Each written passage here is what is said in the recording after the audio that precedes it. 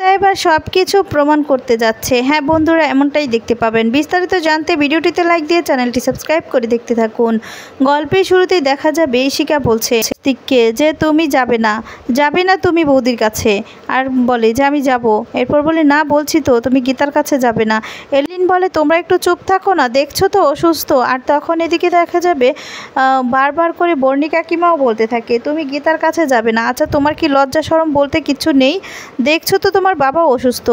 ঈশা তখন বলে যে হ্যাঁ একদম যেন গীতা বলতে অজ্ঞান। আরও অনেক কথাই বলে। তারপর দেখা যাবে স্বস্তিক বলে তুমি এই সমস্ত গীতার নামে বলতে পারো না। আমি গীতার কাছে যাব ওর আমি স্বামী, ওকে আমি ভালোবাসি। আর তখন প্রলয় বলে যে স্বস্তিক চুপ থাক, চুপ থাক, তুই যাবি না এখন, তুই এখন দাদার পাশে বস। তুই বিশ্বাস করিস তো? বিশ্বাস করিস আর ভালোবাসিস তো গীতাকে? তখন বলে হ্যাঁ ভালোবাসি। বলে বিশ্বাস করিস? বলে যে হ্যাঁ বিশ্বাস করি। আর তখন বলে যদি বিশ্বাস করিস তাহলে তুই বস, এখানে তোর বাবার সামনে বস। নির্দ্বিধায় বিশ্বাস কর যে গীতা কোনো কিছু করবে না, গীতা তোর সাথে বেইমানি করবে না। তখন দেখা যাবে অভিজিৎ মুখার্জি বলছে ও গীতার কাছে যাবে না গীতার কাছে। আমি বলছি তো ওই মেয়েটা এই বাড়িতে আসবে না। আর তারপর দেখা যাবে অনেক কথাই বলে। আর তখন এদিকে স্বস্তিক বলে তাহলে গীতা তো ওখানে রয়েছে, বিষ্ণুদেব সেখানে রয়েছে, আর ওর যদি কোনো ক্ষতি হয়ে যায়। তখন প্রলয় বলে হবে না ক্ষতি, বললাম তো হবে না ক্ষতি। ও তো এই বাড়ির বউ, ওর সম্মান রক্ষাটা না ও নিজে করতে পারে। আমি জানি দাদা যাই বলুক না কেন গীতা এমন কাজ করতেই পারে না। আর দাদা তোমার হয়তো বা ভুল হচ্ছে। তখন অগ্নিজিৎ মুখার্জি বলে না ওই বিষ্ণুদেব তোকে মারতে চায়, তুই বুঝতে পারছিস না? বিষ্ণুদেব তোকে মেরে ফেলবে, একটা ফাঁদ। ওই মৈত্রী দেবী বলেছে ওর ছেলেকে মেরেছে, এবার তোকেও মারবে। আর গীতা বিষ্ণুদেবের সাথে হাত মিলিয়েছে, ও ওকে ভালোবাসে, ওরা দুজনকে ভালোবাসে। স্বস্তিক তখন বলে আমি বিশ্বাস করি না, আমি জানি গীতা আমার সাথে কোনো বেইমানি করতে পারে না, আমি তো ওর চোখে দেখি আমার ভালোবাসা। আর অনেক কথাই বলতে থাকে। আর তখন প্রলয় কাকাই বলে আচ্ছা চুপ থাক, আমি বরং গীতাকে একটা ফোন করে নেই। আর তারপর দেখা যাবে এদিকে বিষ্ণুদেব গীতার কাছে আসে, এসে তখন দেখতে পায় যে গীতা ঘুমোচ্ছে, গীতার দিকে এক দৃষ্টিতে তাকিয়ে থাকে। আর তারপর গীতাকে একটা চাদর দিয়ে ঢেকে দিতে চায়। সেই মুহূর্তে দেখা যাবে গীতার ঘুমটা ভেঙে যায়। গীতা ঘুম থেকে উঠে বলতে থাকে কে কে। আর তখনই দেখতে পায় যে বিষ্ণুদেব। আর তারপর চমকে যায়। সেই মুহূর্তে গীতার ফোন আসে, ফোনটা করছে প্রলয় কাকা। আর তখন বলতে থাকে যে গীতা বাড়ির বউ বাড়িতেই মানায়, তুমি এখন কোথায়? তখন বলে বিষ্ণুদেবের বাড়ি তো। এরপর বলে তুমি চলে আসো, এই বাড়ির বউ ওই বাড়িতে কখনোই মানায় না, বুঝতে পেরেছো?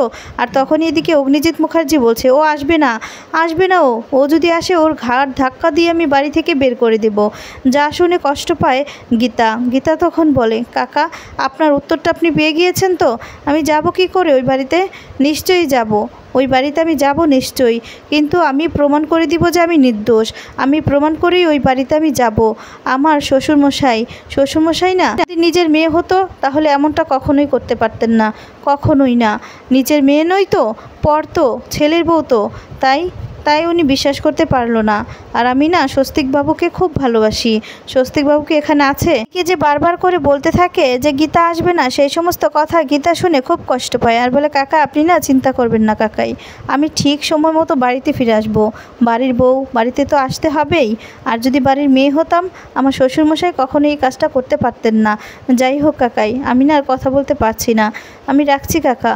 এ কথা বলে ফোনটা দেখা যাবে প্রলয় কাকাই বলতে থাকে গীতা তুমি ওই বাড়িতেই থাকবে? এত রাতে যাবেটা কোথায়? তুমি সেফ তো?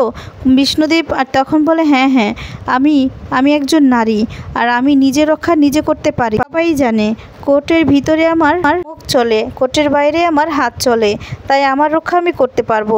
একদম চিন্তা করবেন না, আমার কোনো কিছুই হবে না। রাখছি কাকাই, রাখছি। এ কথা বলে খুব কষ্ট পেয়ে ফোনটা রেখে দেয়। তখন প্রলয় কাকাই বুঝতে পারে। এরপর বলে আমি জানি গীতা কখনোই এই ধরনের কাজ করতেই পারে না। তোমরা যে যাই বলো না কেন, তোমরা কেন বিশ্বাস করছো না গীতা এই সমস্ত করতে পারে না? দিকে বিষ্ণুদেব দেখতে থাকে যে গীতা হয়েছে আপনার। গীতা তখন বলে যে আমি এক্ষুনি এখান থেকে চলে যাব।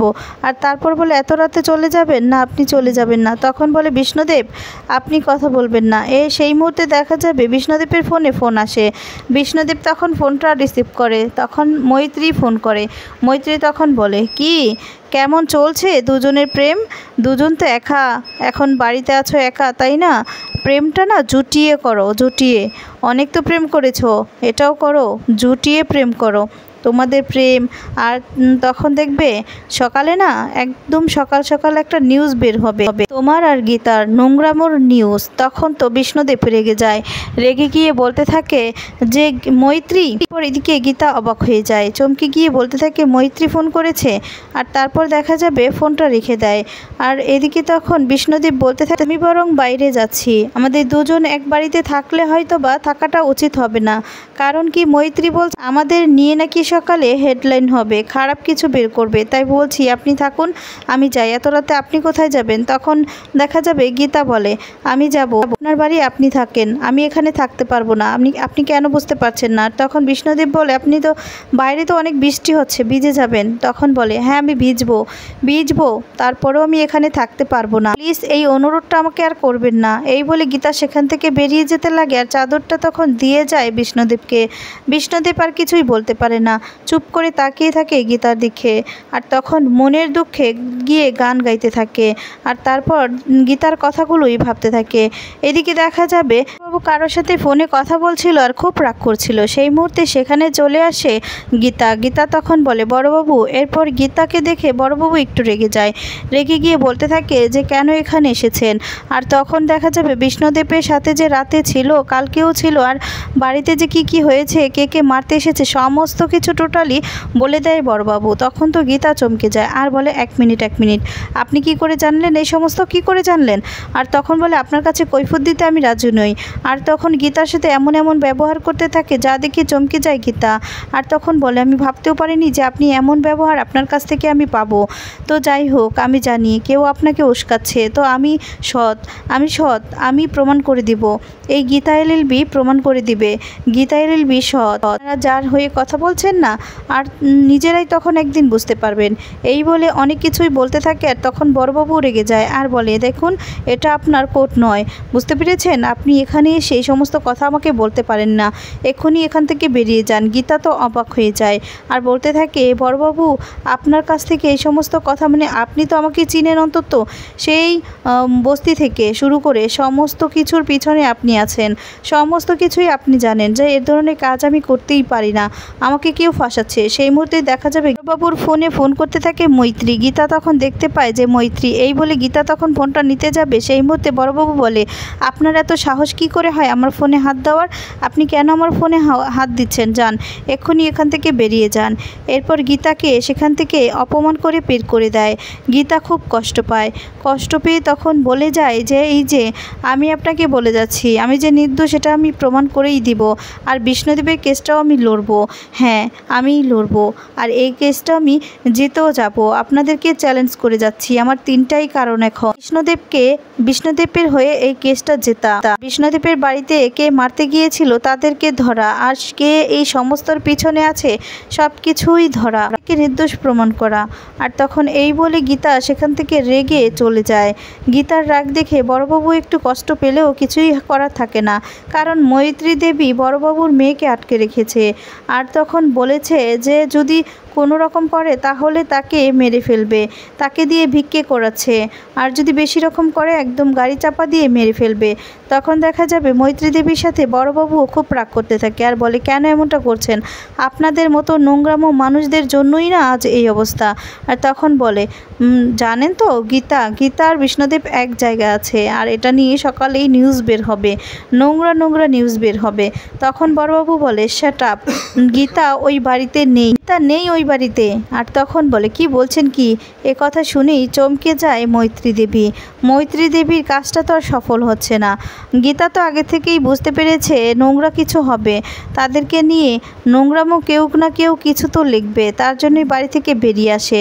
এদিকে তখন মৈত্রী দেবী বলছে আমার কথা অনুযায়ী যদি কাজ না হয় তাহলে জানেন তো কি হবে? আপনার মেয়ে বর্তমানে কিন্তু ভিক্ষে করছে, এরপর আপনার মেয়েকে কিন্তু মেরে ফেলবে, বুঝতে পেরেছেন? যা শুনে চমকে যায় বড়বাবু, আর কিছুই বলতে পারে না।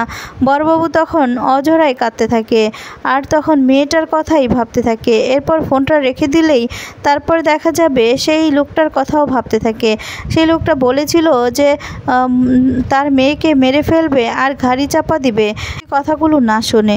গীতা এদিকে নিজেকে নির্দোষ প্রমাণ করবে আর সব কিছুর প্রমাণই জোগাড় করছে। তো বন্ধুরা, আজকে ভিডিওটি তোমাদের কেমন লেগেছে কমেন্টস করে জানিয়ে দাও তোমাদের মতামত। ধন্যবাদ।